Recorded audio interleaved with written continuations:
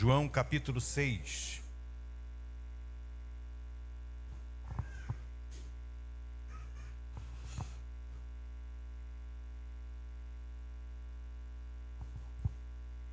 Vamos voltar mais uma vez a esse texto.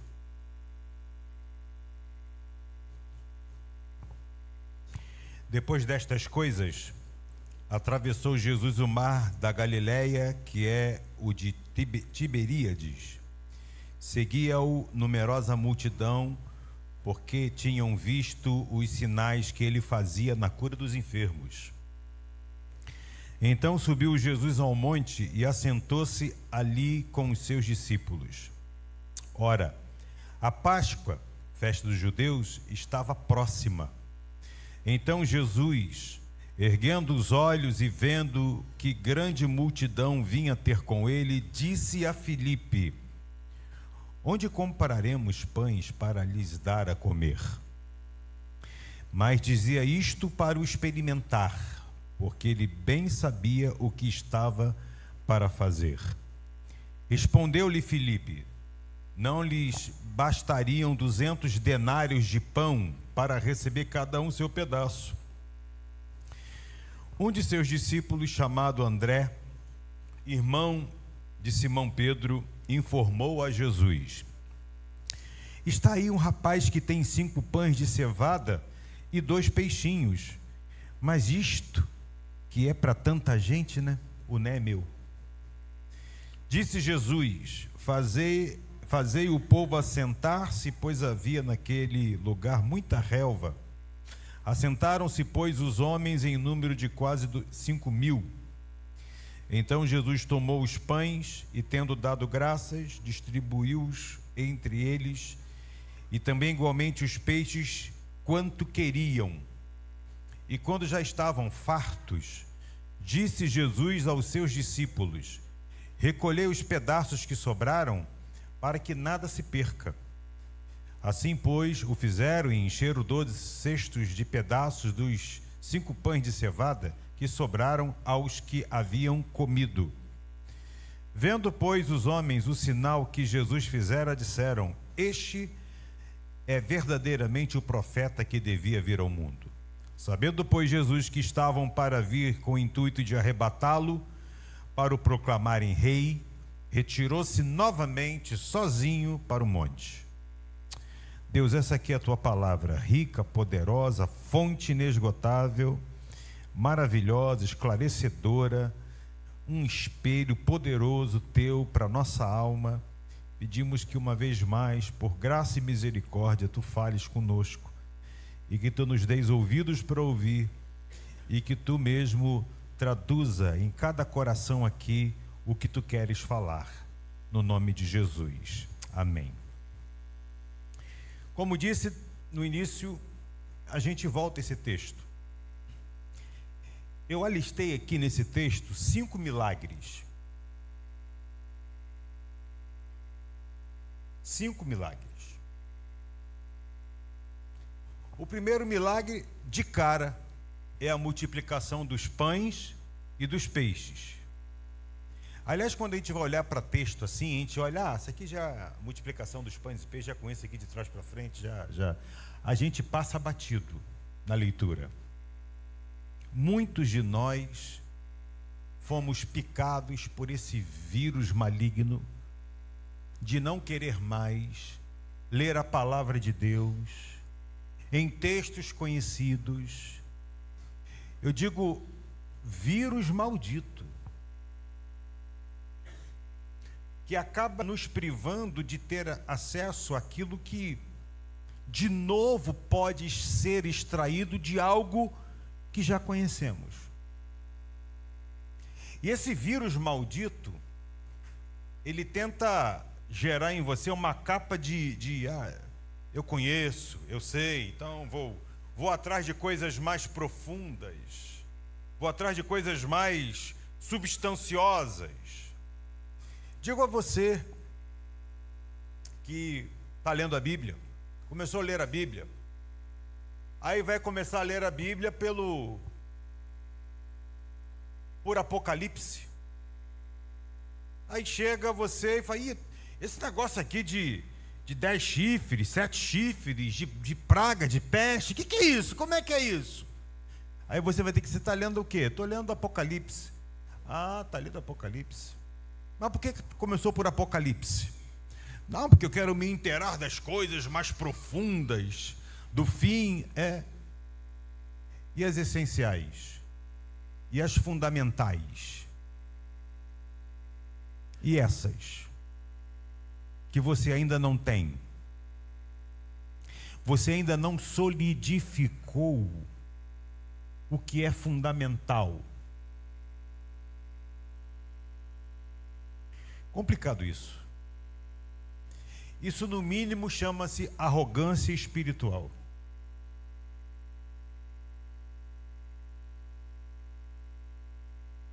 Arrogância, eu vou repetir, arrogância espiritual.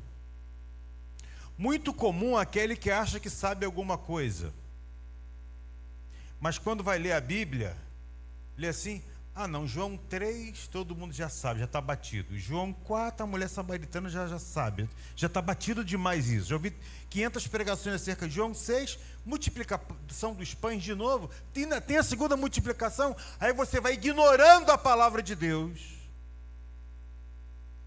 e vai querer trafegar por um caminho de coisas que Pedro até disse, referindo-se a Paulo.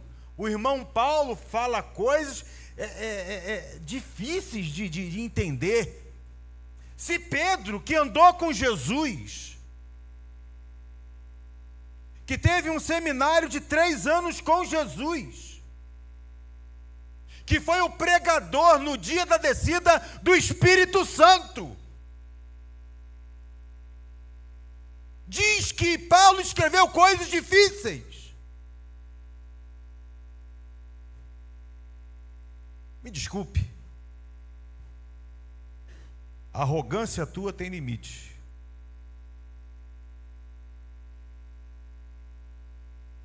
E o teto dela é tocar em Deus.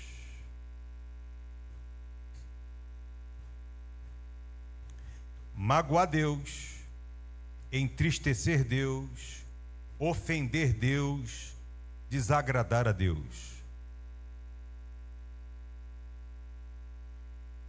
Eu conheço pastores que nunca pregaram, por exemplo, no livro de Romanos.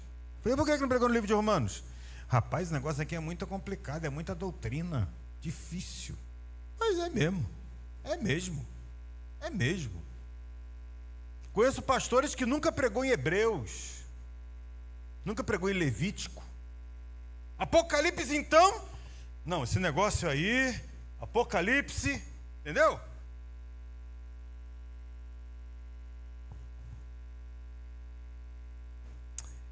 Mas o lado que eu quero falar, sem omitir esse que eu citei, é a gente olhar para o texto conhecido e achar que já ouviu sobre ele, que já andou nele, ele é página virada. Não é não, irmão. Não é não. Não é não, irmã. Você não está lidando com um gibi. Você não está lidando com uma revista de época, revista de moda. Você não está lidando com um periódico. Você está lidando com a palavra de Deus. Enquanto mais você medita, até naquilo que você já conhece, Deus pode te trazer aí lições preciosas de vida. Então, se você enveredou por esse triste caminho do orgulho espiritual, volte ao caminho simples e puro do Evangelho do Senhor Jesus. Então, de cara, vemos aqui a multiplicação dos pães e peixes. Dos pães que sobraram. Sobrou pão, 12 cestos de pães de cevada. Mas ele multiplicou, Jesus multiplicou pães e multiplicou o quê? Peixes. O peixe não sobrou. Reparou lá? Olha aqui, ó. No versículo 13. Assim, pois, o fizeram e encheram 12 cestos de pedaços dos 5 pães de cevada que sobraram aos que haviam comido. Por que o peixe não sobrou? Por que o peixe não sobrou? Só sobrou pão. Porque Jesus estava cuidando da saúde deles. Porque peixe é conhecido como um alimento perecível. Igual visita. Um dia, tudo bem. 2 dias, peixe de 2 dias. Peixe de 3 dias já. Não é assim? Já não desce. Aí você faz um manual na tua casa, irmão. As visitas na minha casa são no máximo de 3 dias. Mas se for embora no segundo, eu agradeço. Tô brincando. Vê lá. Não sobrou peixe. Não sobrou peixe, gente, porque ia estragar. Jesus aqui é o mesmo Jesus. É o mesmo Jesus que disse, quando foi falado sobre a descida do maná, tinha maná segunda, tinha maná terça, tinha maná quarta, tinha maná cair do céu quinta, tinha maná que caía do céu sexta-feira. No sábado não caía maná. Então o Senhor criou uma regra de exceção: sábado não virá maná do céu. Então na sexta eu vou mandar maná para vocês recolherem, olha aí, recolherem dobrado. Come o de sexta e tem de sexta para sábado. Aí o povo malandro, só naquele tempo, né? Eles pegaram nos outros dias o maná da terça para comer na quarta. Quando eu pegar para comer o da terça na quarta, estava com bicho. Porque de sexta para sábado não deu bicho, e os outros dias que eles quiseram pegar para garantir, mostrando que não confiavam que o Deus que nos dá maná todo dia há de suprir-nos com maná no dia seguinte também. Tiraram do Senhor a confiança na palavra dele. Então lá já havia uma preocupação com a questão da saúde. Aqui houve preocupação de Jesus com respeito à saúde do povo. Ainda mais naquele tempo que não tinha refrigeração. Quando você vê no Antigo Testamento, falando de não comer carne de porco, de não comer carne isso ou aquilo, sabe o que quer dizer isso? Porque não é proibido comer carne de porco. Naquelas condições, não havia refrigeração. E a carne de porco ia passando, ia haver problemas. Um problema de saúde pública alimentar. Hoje a gente tem freezer. Hoje a gente tem métodos que protegem a criação, que garantem a pureza do alimento ou a condição adequada para o alimento. Então, aos que de plantão estão querendo que sábado seja o dia do Senhor, eu vou dizer para você: todos os dias são dias do Senhor. Todos os dias são dias do Senhor. O sábado foi feito para o homem, Jesus disse, e não o homem para o sábado. Então temos o milagre da multiplicação dos pães e peixes. Temos um outro milagre, o milagre do pessoal seguir a Jesus. Gente, é milagre. É milagre. Verso 2: seguia-o numerosa multidão, porque tinham visto os sinais que ele fazia na cura dos enfermos. A galera está seguindo a Jesus. Ele está fazendo milagre, vamos seguir ele. Vamos atrás dele, vamos segui-lo. Então essa atração, esse impulso que havia no coração daquela multidão, e a Bíblia vai dizer 5.000 homens, fora mulheres e crianças. Estima-se que ali havia entre 15 a 20 mil pessoas seguindo Jesus. Mas Jesus agora, ele cria um obstáculo, ele cria uma dificuldade para aumentar e agrava mais. Duas situações. A primeira, ele sobe um monte. Então quem quer seguir Jesus vai ter que subir um monte. Alguém subiu um monte aí? Chega na metade.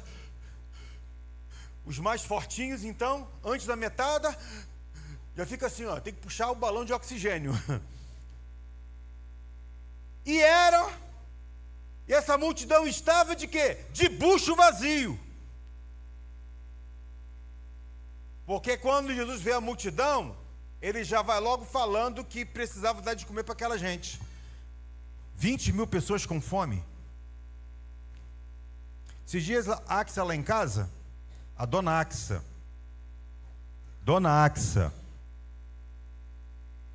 olha bem para cá que estou falando de você mesmo. A dona Axa está bebendo água agora. Dona Axa chegou apontando o dedo assim para um lugar e falando: má. Eu falei: meu Deus, o que é má? E ela apontando o dedo: má. Eu falei: gente, má não é mãe. A mãe pode até achar que é mãe, né? Mas não é mãe. Desculpe lhe falar, Rafaela, não é mãe. Ela queria mamadeira. Aí alguém foi preparar a mamadeira dela. Aí pegou a mamadeira, passou na frente dela e fez assim, ó, seguindo com os olhos, e mais ficou irritada, porque a mamadeira passou perto dela, foi distanciando-se dela, e ela foi ficando mais irritada. É o crente com fome. Conhece alguém que quando fica com fome, quando passa o horário do almoço, por exemplo, fica irritado, fica nervoso, fica impaciente, dá fora por qualquer coisa, fica ansioso, chega na cozinha e fala assim: já está pronto? Aí volta de novo daqui a 2 minutos, está pronto? Conhece alguém assim? Sou eu que eu conheço. Gente, você não conhece ninguém assim ansioso? Não é você não, alguém. Você com fome, você fica tranquilão, assim, tranquilão, suave. A barriga está doendo, estou com fome, está passando o horário do almoço, fica assim. Ou você fica incomodado. Agora imaginem 20 mil pessoas subindo um monte com um bucho vazio. Criança pedindo má.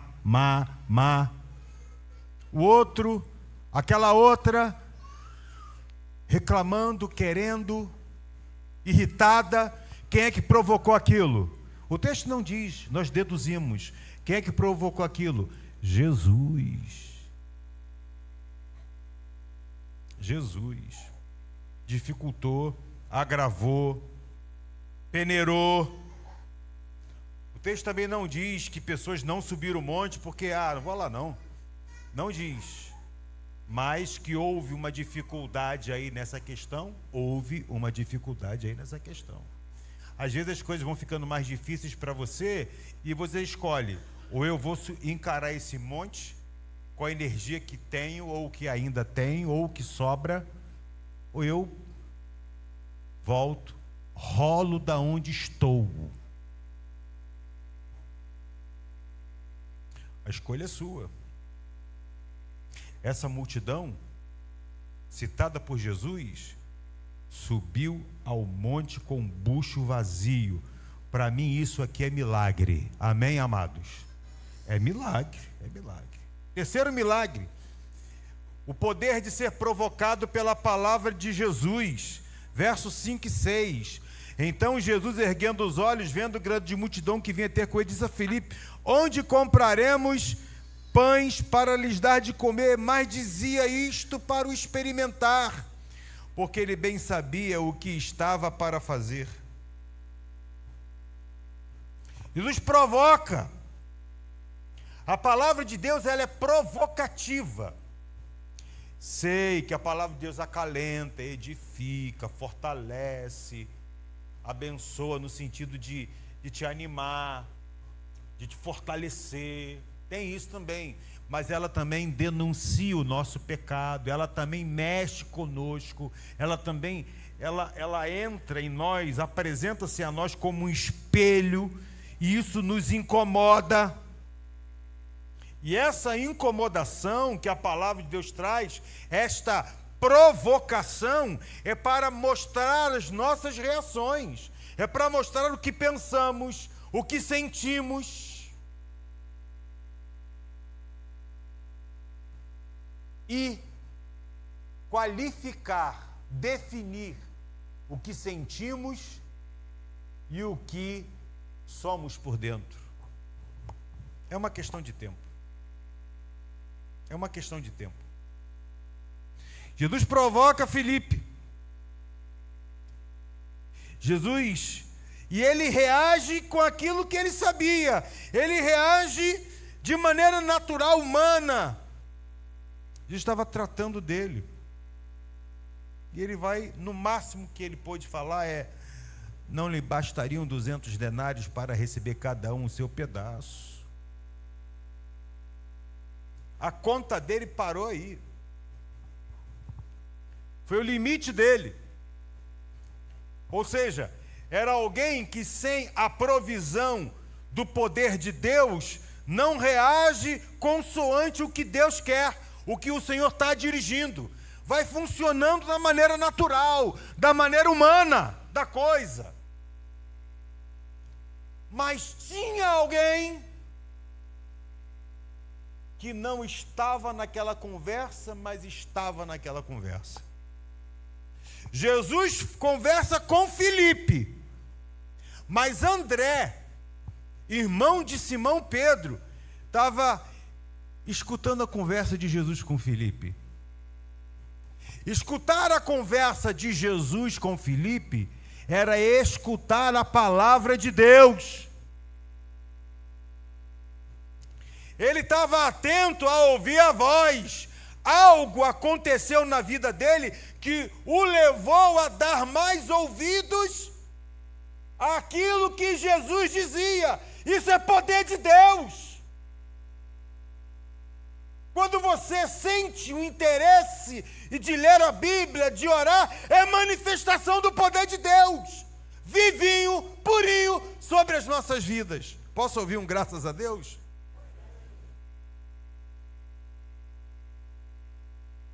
Estava lá André, ó. Assim, ó, talvez assoviando. E ó, com o ouvidinho, ó, perto da boca de Jesus. Jesus está falando que os caras estão com fome. Ih, Filipe se enrolou na conta. Ih, o que eu posso fazer? O que eu posso fazer? O que eu posso fazer foi a provocação de Jesus também nele. E ele deu lugar, teve a ideia, teve a iniciativa, não matemática, mas de uma outra maneira.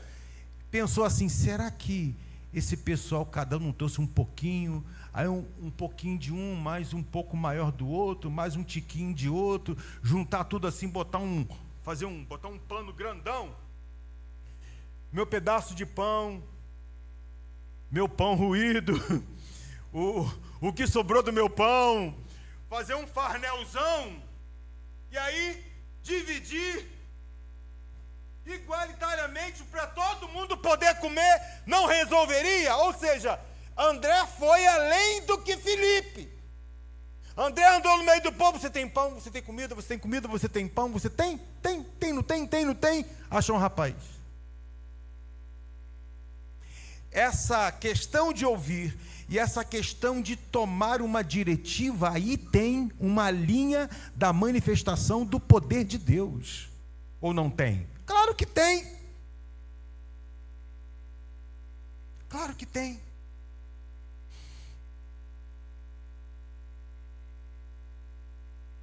Está aí um rapaz que tem 5 pães de cevada, 2 peixinhos, e isto é para tanta gente, né? O né é meu. Tentei amealhar o máximo possível e só consegui um rapaz. Um só, que tem 5 pães e 2 peixes. O quinto milagre que eu vejo aqui é um milagre do poder de acalmar, apacentar, e isso em organização. Veja comigo no versículo 6:10. Disse Jesus: fazei o povo assentar-se, pois havia naquele lugar muita relva. Assentaram-se, pois, os homens em número de quase 5.000. Gente, o pessoal subiu a Morreba. Já vinha atrás de Jesus antes da Morreba, do morro. Subiu com bucho vazio, com fome. E aí, Jesus dá uma ordem: fazei o povo assentar-se. Fazei o povo assentar-se na relva. Tipo, acalme o povo. Tipo, apacentem o povo. E faça isso com organização. Gente, isso aqui é extraordinário. Ovelha, você sabe, né? É um animal que, enquanto tem relva nos seus pés, ela vai comendo. E vê aquela máquina de cortar grama? Enquanto ela está ligada, está comendo grama. A ovelha é assim. Enquanto ela vê grama debaixo dela, ela detona a grama. Por isso que é difícil a ovelha deitar na grama, na relva. É difícil, porque ela vai olhar para a grama e vai detonar a grama. Só o pastor sabe fazer a ovelha deitar em pastos verdejantes. Quando lá no Salmo 23 diz: Ele me faz repousar em pastos verdejantes, aí tem uma ação de poder. Ele me faz parar. Ele me faz parar. Ele me faz descansar. Dá um tempo de descanso para mim. Não é hora de comer, é hora de parar e descansar. A minha vontade é outra. O meu desejo é outro. Mas Ele me faz. Gente, Jesus tem poder de fazer você parar. Você sabia disso? Eu passei por essa crise aí, que vai fazer agora 1 ano. Já fez 1 ano, né? Gente, eu que há 30 anos, todos os domingos pregava. Por semana pregava 4, 5 vezes. No meu primeiro ano de ministério, eu pregava todos os dias. Todos os dias. Teve uma vez que eu cheguei, estava dando hora do culto, fui me ajoelhar para orar, aí eu levantei e falei: acabou o sermão, não tenho sermão. Pregava todo dia. Virei uma máquina de pregar. Chega uma hora que a máquina vai precisar de combustível. Eu falei: Jesus, ou o Senhor me dá uma palavra aqui agora, ou eu não vou na igreja. Eu não vou enrolar o povo, me dá a palavra. Eu fiquei na agonia aos pés de Jesus. Isso no primeiro ano de ministério. Acredite você se quiser. Jesus foi falando comigo num texto, me deu um tema, me deu 3 pontos, de forma que eu conseguia compreender. Eu falei: Jesus, vai devagar aí que eu tenho que anotar isso aqui rapidinho. Ele me deu a palavra. Todo dia isso acontece? Você pensa que sim, mas não. Mas não. Eu que pregava todos os dias, eu que pregava sempre, eu que tinha igrejeiro, com hábito de chegar, o primeiro a chegar na igreja, o último a sair da igreja, ficar ali, trabalhando o tempo todo, pastor, tudo. Ficar 1 ano, quase 1 ano parado. Deita aí nos pastos verdejantes e aquieta-te, acalma-te. Não foi fácil para mim. Era o que eu não queria. Mas era Jesus com o seu poder, mandando eu parar. Às vezes Jesus manda a gente parar. E o mandar dele é poderoso, porque ele nos faz descansar. Você precisa de descanso. Para quem está aí assim, Ele é o nosso pastor. Fazei o povo se assentar-se. Barriga vazia, cansado de subir a morreba, e não vai ser de qualquer maneira, vai ser de forma organizada. João não diz, mas Lucas diz que o Senhor falou para eles fazerem grupos de 50. Para quem é bom de matemática, alô, Caleb, me ajuda aí. Não, pega a calculadora não, que não vale. Pensa 5.000 pessoas divididas em 50. Quantos grupos haviam? 100 grupos. Mas 5.000 era de homens, fora mulheres e crianças. Se fosse 15.000, quantos grupos? 300 grupos de 50. Se forem 20.000, sabe quantos grupos de 50 havia? 400 grupos de 50. Acalma o povo, aquieta o povo e organiza grupos de 50. 400 grupos de 50. Imagina a confusão. A Bíblia não dá detalhe, mas eu fico imaginando a confusão. Eu queria fazer parte daquele grupo lá. Eu quero sair desse para ir para aquele. Imagina o tumulto. Não, a minha filha ficou lá, vem para cá, mas já tem 50. Então, gente, imagina a confusão. Organizar tudo isso, estabelecer tudo isso. Gente, só pelo poder do pastor Jesus. Então, aonde o poder de Jesus está, há organização. Quando o Espírito atua, há organização. Dei-te 5 exemplos de poder nesse texto. E não é só o milagre da multiplicação não, hein? Tem mais coisa. Cuidado de Jesus com a nossa saúde. O pessoal seguindo a Jesus. O pessoal encarando o morro para estar com Jesus de barriga vazia. Subiram porque o poder de Deus agia sobre ele. O poder de Deus manifestando o milagre de Deus na questão de fazer ouvir a palavra de Deus e ela ser obedecida por André, que reage de maneira inteligente, limitada, mas inteligente. E o que foi apresentado como reação à palavra foi ter nas mãos de Jesus 5 pães de cevada, devia ser umas patacas assim, né?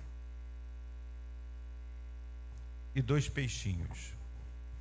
Parou nas mãos de Jesus o que aquela multidão pôde oferecer. Tudo milagre de Jesus. Tudo milagre de Jesus. Mas uma outra coisa que eu quero aqui falar. Eu quero falar desse rapaz. André acha esse rapaz. Aí está um rapaz. Com 5 pães e 2 peixinhos. A Bíblia não cita o seu nome. Aliás, ele é só citado por João. Mateus fala da multiplicação dos pães e peixes. Marcos fala, Lucas fala, João fala. Dos 4, só João cita o rapaz. Não é citado em nenhum outro lugar da Bíblia. Nem João dá o seu nome. Ele deveria estar onde ele estava, em João. O nome dele não foi citado. Poderia estar, mas não foi citado. Por quê? Por quê? Para uma lição ficar para nós. A lição que fica para nós, para aqueles que querem o exercício da comunhão. Ser lembrado ou ser esquecido não é o mais importante. Tem gente que quer ser lembrada sempre. Até cansa quem está à volta. a placa, um outdoor que havia na Dutra, que falava, seja visto para ser lembrado, uma coisa assim, apareça para ser lembrado. Então, isso é humano, é gente que quer ser lembrada. Se há essa coisa de você querer ser lembrado, citado, isso não é bom não. Isso pode ter algum efeito paliativo psicológico, mas isso não é bom não.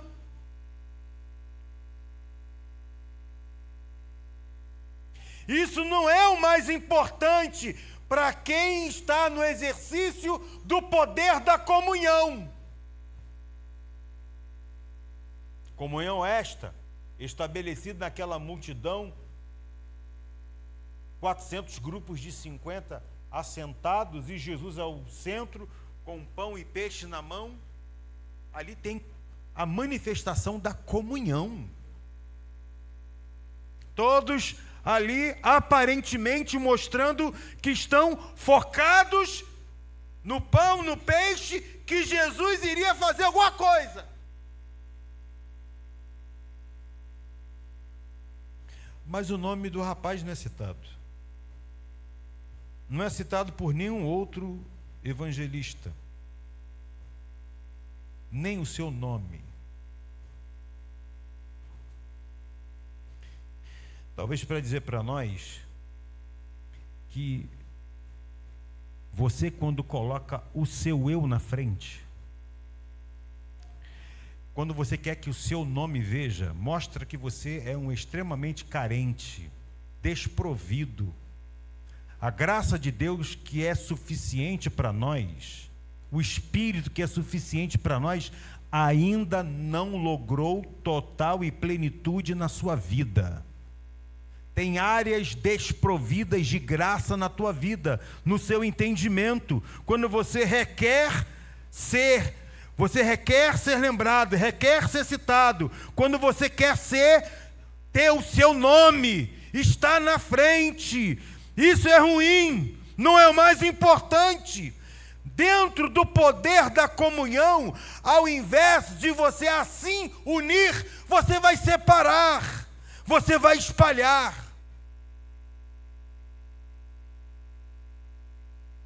Porque você vai acabar querendo ter o que o outro tem, fazer o que o outro faz, assumir o que o outro assumiu.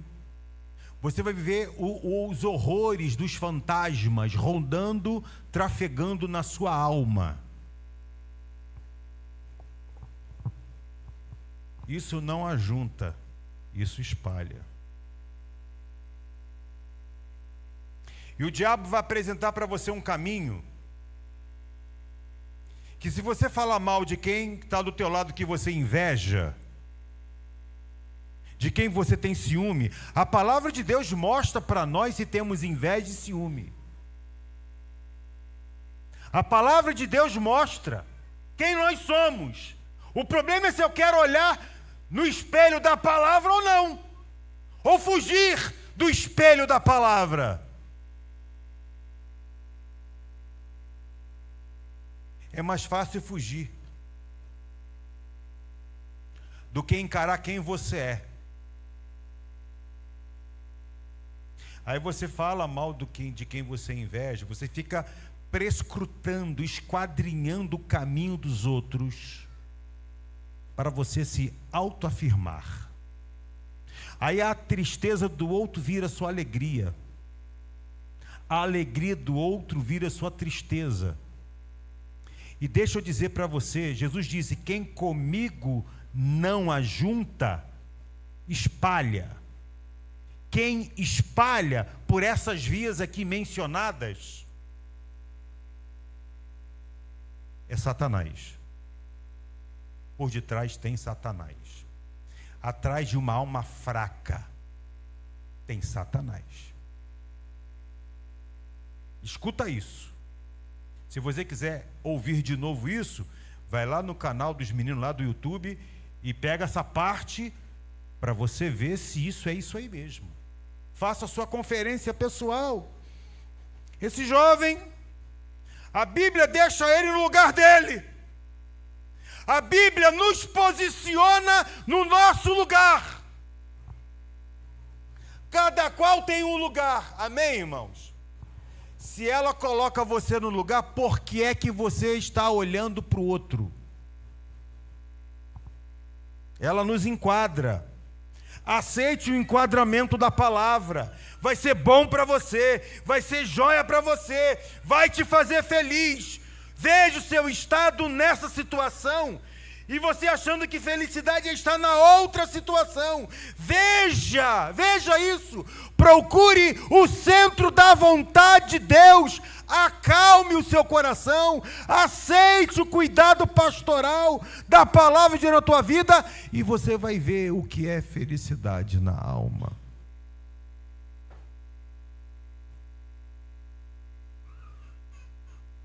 A outra coisa nesse rapaz, falando de poder, agora é o poder da comunhão. Esse rapaz, eu pensei, talvez foi ele mesmo quem fez o seu farnelzinho. Fez o pão, esperou o fermento fermentar e tal, levou no forno. Mas é um rapaz, né? É um adolescente, é um jovem. Peixe também, então ele é padeiro e pescador. Eu fiquei confuso com isso depois que eu preguei sobre isso aqui na igreja um dia desse. E fui refletir um pouco mais sobre isso. E cheguei à seguinte conclusão. Possivelmente, acho eu, que quem preparou o farnel dele, não foi ele, foi a mãe dele. E acho mais, eu falei acho, não falei que creio, tá, gente? Crer, nós cremos em verdades firmes e absolutas. O que eu estou falando é o meu achismo, que é interessante, tá bem? É interessante. Creio que a mãe fez os pães.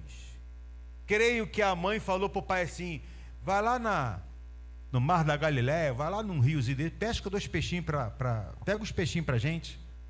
Vai lá no mercado comprar um peixe fresco. Não tinha geladeira, então todo dia tinha que ir no mercado, né? Ou pescar todo dia, alguma coisa assim. Porque a mãe não poderia, até poderia, mas seria muito extenuante. Fazer massa de pão, esperar o pão fermentar, botar no forno, esperar o pão esfriar e tudo, e ir lá pescar, ir lá, entendeu? É muita. Talvez ali houve um envolvimento familiar de apoio a esse rapaz. Falo aos pais aqui. Falo aos pais. Os filhos precisam do nosso apoio. Amém, gente? Se vocês não dão amém, não dão glória a Deus, vocês, além de perder a oportunidade de dizer isso é verdade, é o amém, ou glória a Deus, isso é verdade, vocês também deixam o pregador desanimado.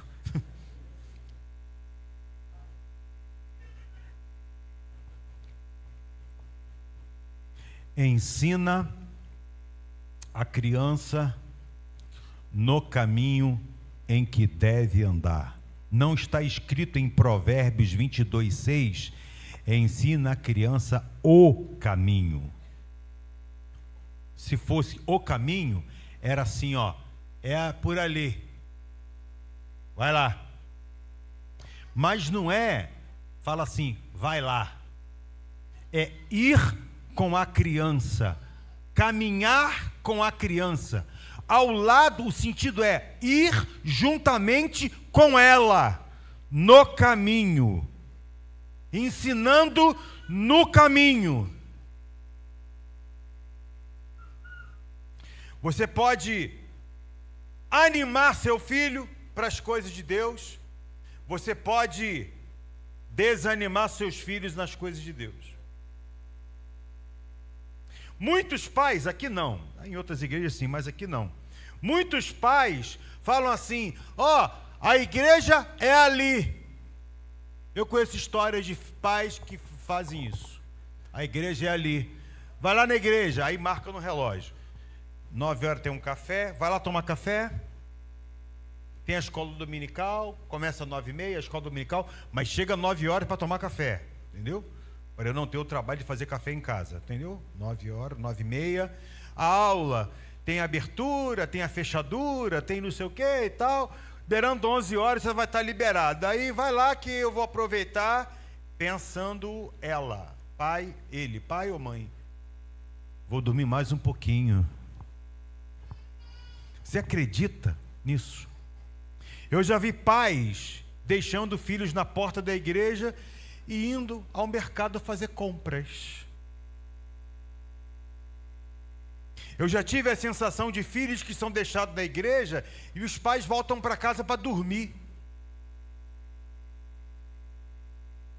Eu já conheci casos de pais que mandam os filhos para a igreja porque tem medo dos seus filhos virarem traficante, bandido. Vai para a igreja que lá você vai aprender o caminho certo. Ou seja, medo do filho ser um mau elemento. Mas e esse pai? E essa mãe? E esse responsável?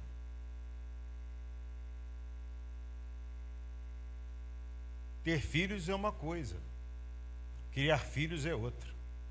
Deus te deu, mamãe, papai, a condição e dá todas as condições de você criar o seu filho no caminho. Ambam. Criar com amor e carinho. Disciplina também. Correção amorosa também. Não trate o seu filho, sua filha, como você trata um igual, na mesma idade.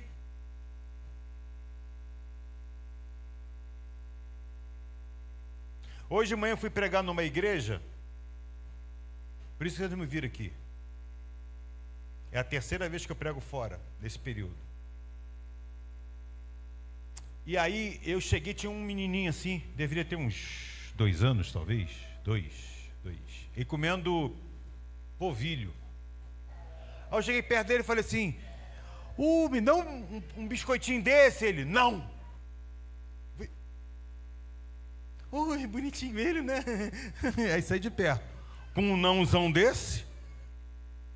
Aí rolou o culto, louvor, as crianças foram para a salinha e tal. Aí quando elas voltaram, lá estava o pregador, um sermão espada, chato e comprido. E a mãe estava sentada no primeiro banco, o garotinho sentou e passou a comer o quê? Ovilho. Eu falei, vou pegar ele de novo. Aí eu me ajoelhei no mesmo nível que ele e falei assim,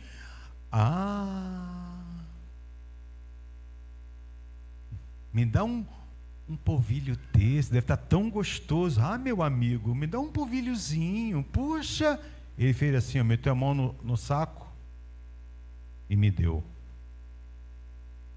Por que que na primeira não deu, na segunda deu? Qual é a diferença? Na primeira vez, ele me viu, quem é essa coisa? Quem é essa coisa que está aí? Na segunda vez, ele me viu, essa coisa eu já vi 2 vezes. Mas quando eu me abaixei, me inclinei, olhando nos olhinhos dele, o bichinho é bonitinho. Vou até fazer uma negociação com o pai dele, pagar já um dote antecipado, né? Tal, o pai ele está reclamando, né? Tal. Aí eu falei, olha a outra forma. Esse polvilho deve estar tão gostoso. Me dá umzinho. O garoto deu.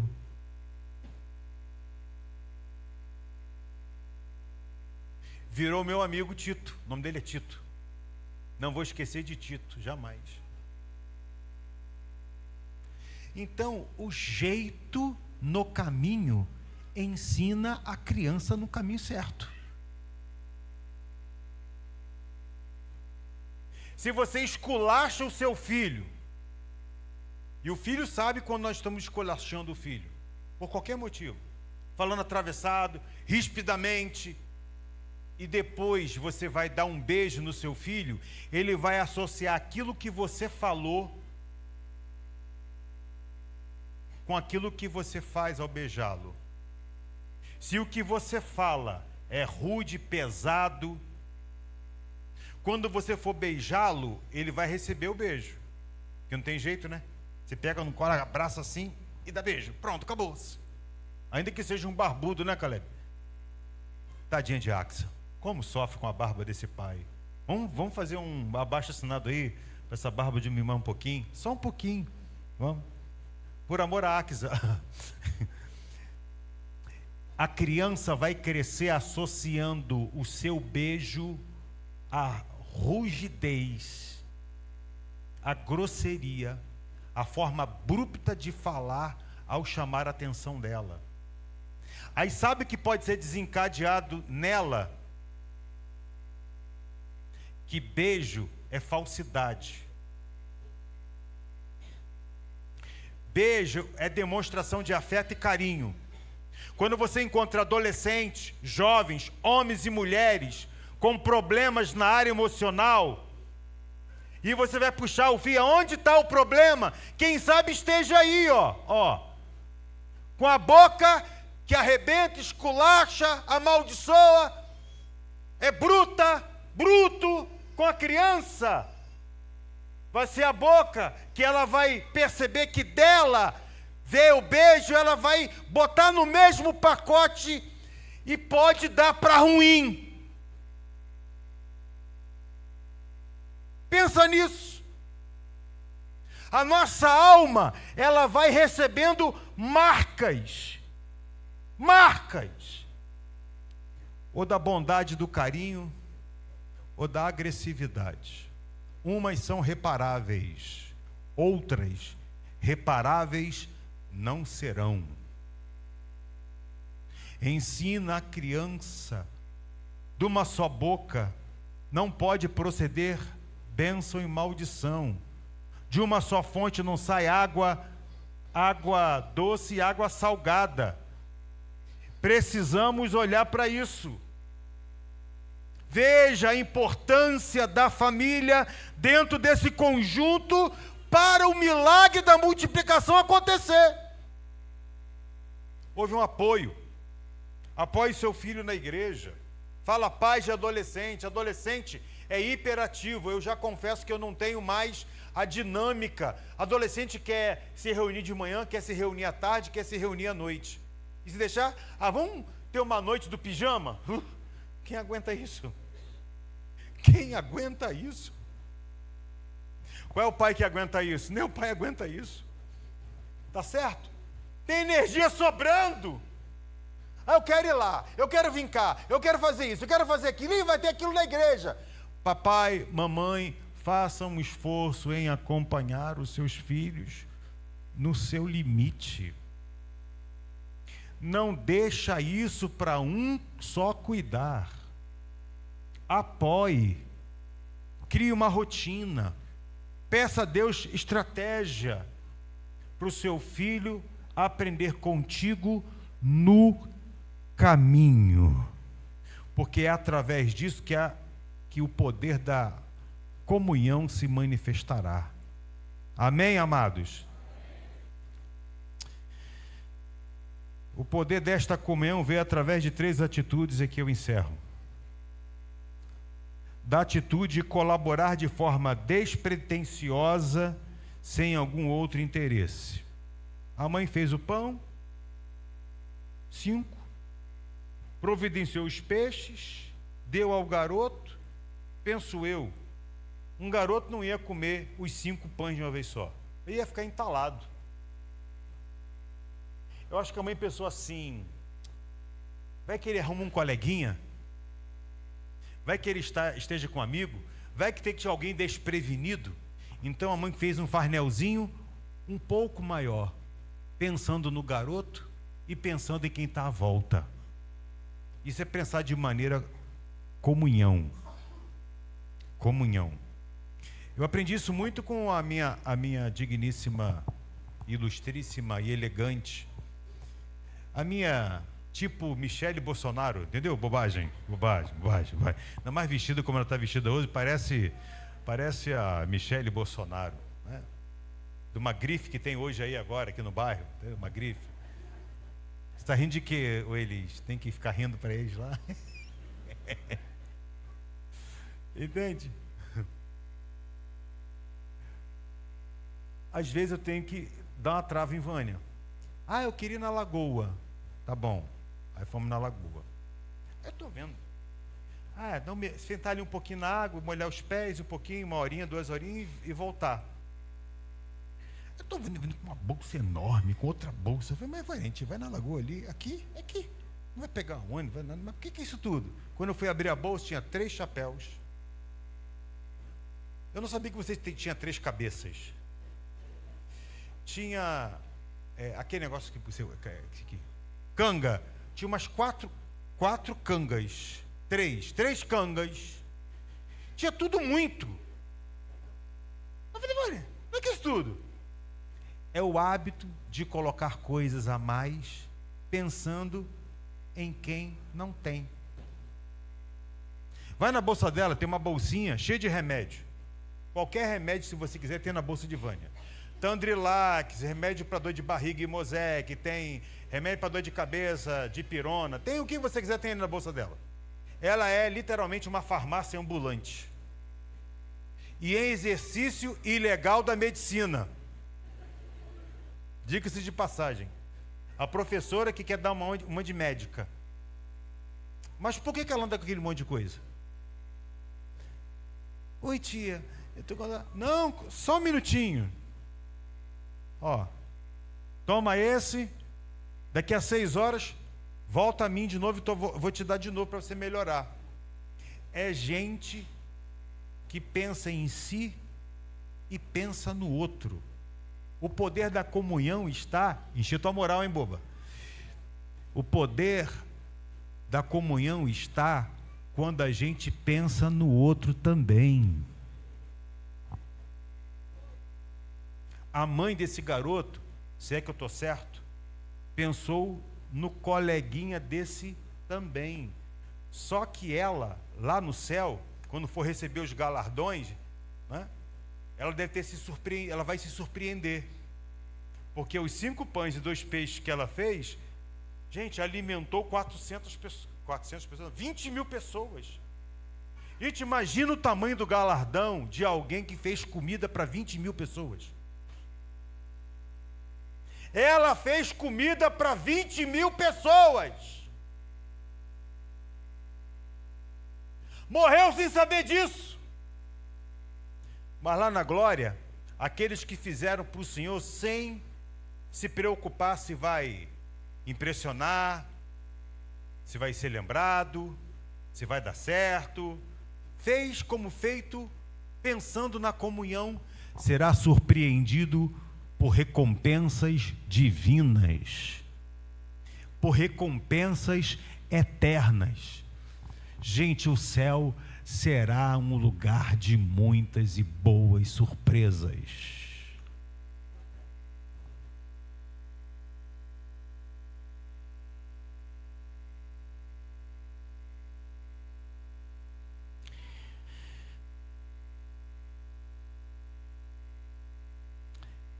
A terceira atitude, e aqui eu encerro, é a atitude da gratidão e partilha.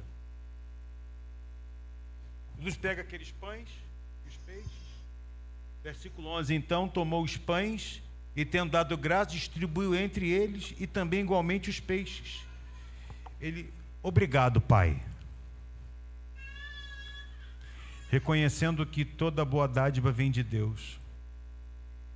Reconhecendo que o que tem vem de Deus. E o que vem de Deus nós temos que agradecer. Conservar o coração blindado em agradecer. E depois de agradecer,